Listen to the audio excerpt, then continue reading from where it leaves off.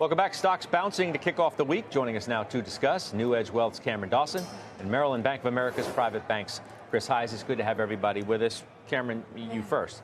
Nice move, getting all the Dow's losses back from Friday. Do I want to sell the strength? What do I want to do with this market? Well, we do think that you have to respect the momentum that the market has had. We're still in a very powerful uptrend.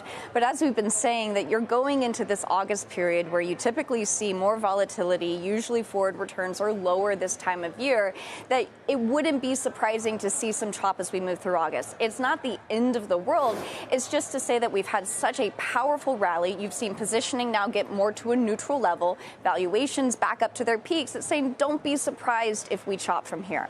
Chris, buy any weakness, sell strength. What's the strategy here? Keep going to buy on weakness. There are no signs that profit estimates and revisions are going the other way. In fact, they're going up, not down.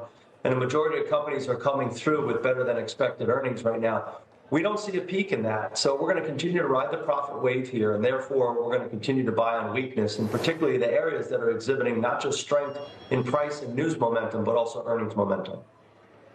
What do you think today's about, Chris? Is this rate cut momentum back in the market?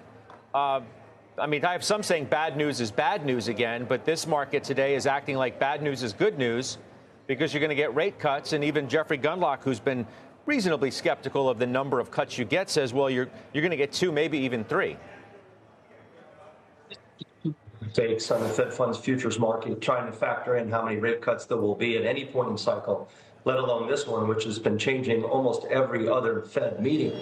I think this rally today is really just an understanding that Friday's was an overreaction. Yes, those revision numbers were pretty shocking to a lot of folks, but I think if you read between the line, average hourly earnings, average hourly wages went up, and the number of hours in the work week went up. And it appears more that the employment markets are in balance, both supply and demand, versus these revisions because a recession is in the offing. So I think it's more of an understanding of that, and less so, frankly, about rate cuts. Cam, do you think Friday was an overreaction? I think to an extent. I mean, obviously this market is thinking that it can thread a very fine needle between jobs being just weak enough that it allows the Fed to cut, but not so weak that it causes us to cut GDP estimates or causes us to cut earnings estimates. Or put a capital S on stagflation in a conversation about that. Exactly, because we do know that we have 2 more CPI prints before the next Fed meeting, and there's probably going to be a little bit of spiciness in there, mostly in the goods line, and Powell acknowledged that last week.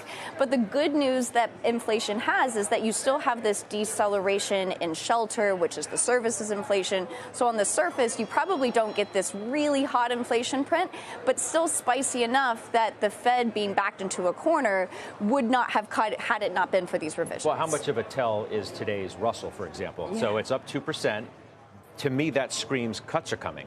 That is the epitome of the needle threading, because the Russell 2000s needs lower rates to help the balance sheet, but it also needs resilient growth to help the income statement.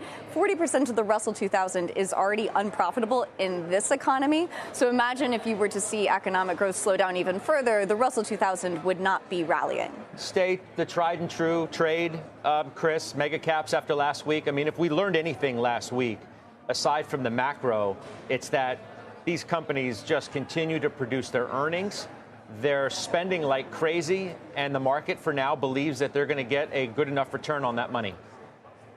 Good point, Scott. Back a few months ago, it was all about how much they're spending and will they get an ROI that's acceptable on what they're spending. Now it's about, well, maybe that was not only incorrect, but the return on that investment spending they're doing is substantially higher than what anybody expected.